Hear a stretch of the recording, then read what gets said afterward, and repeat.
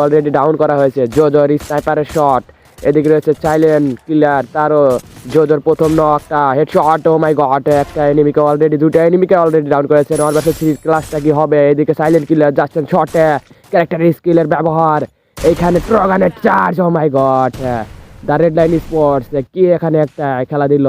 এইদিকে রয়েছে SRBD জাহিদুল ভাই, তার পুরো টিমকে লুজ করে একটা সাইডে এন্টার করেছেন, তার পুরো টিমকে রিকভারি করার। এদিকে রয়েছে মিকোর সামনে প্লেয়ার, এর আগেও মিকো অনেকটা ভালো খেলা দিয়েছিল। এখানে ম্যাচ 7-এর চার্জ অলরেডি একটা ড্যামেজ, এখানে বিজয় আহমেদকে অলরেডি নকডাউন করে দেওয়া হয়েছে তার টিমমেট। এদিকে মিকো যাচ্ছেন, একটা ম্যাচ 7-এর চার্জ অলরেডি 2 ভার্সেস 1 একটা সিচুয়েশন হয়েছে। আর একটা এনিমি আছে এখানে, মিকো কি পারবে 1 ভার্সেস 3 ক্লাসটা বের করে নিতে?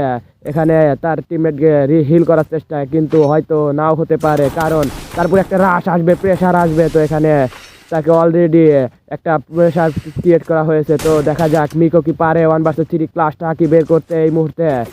তো রয়েছে সামনে রয়েছে কে, আমরা সেটাই দেখতে পাবো। এবার মিকো তার প্রথম শট, দ্বিতীয় শট কিন্তু না, UN